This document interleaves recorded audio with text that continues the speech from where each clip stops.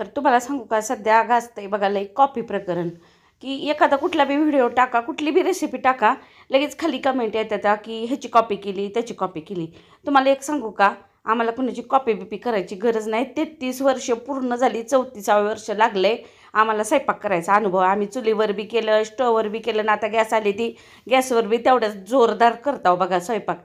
तर आता केली बघा साधी सुधी आम्ही टमाट्याची चटणी. काहीसुद्धा नाही, जाडबुडाची कढई अगर तवा घ्यायचा, थोडंसं तेल घालून असे जरा 2 फाकी करायच्या टमाट्याच्या आणि ते असे भाजून घ्यायचे. त्याच्यात भाजताना लसूण बी घालायचा, झाकण घालून वाफवलं का नाही की वरची सालपटे काढून टाकायची. ते लसणासोबत ती टमाटर करायचं स्मॅश आणि त्याच्यात घालायचं चवीनुसार मीठ, कच्चा कांदा बारीक चिरून, हिरवी मिरची, लाल तिखट, धने जिरे पावडर आणि चिमूटभर घालायची साखर. चांगलं मिक्स करायचं. नंतर आपलं फोडणीचं भांडं असतंय का नाही, त्याच्यामध्ये घालायचं तेल, त्याच्यात घालायचं जिरं, चांगलं तडतडलं जिरं की त्याच्यात कढीपत्ता आणि बेडगी मिरची पावडर म्हणजे रंगाचं तिखट घालायचं आणि ती चुरचुरीत तडका घालायचा त्या मिरचीवर आणि चांगलं मिक्स करायचं. आणि खाताना परत घालू वाटला तर मग कांदा आणि कोथिंबीर घालायची, एकदम भारी लागते. आणि कॉपी करून बघा. कुणाची कापी बिपी आम्ही करत नाही, आम्हाला कापी करायला आवडतच नाही.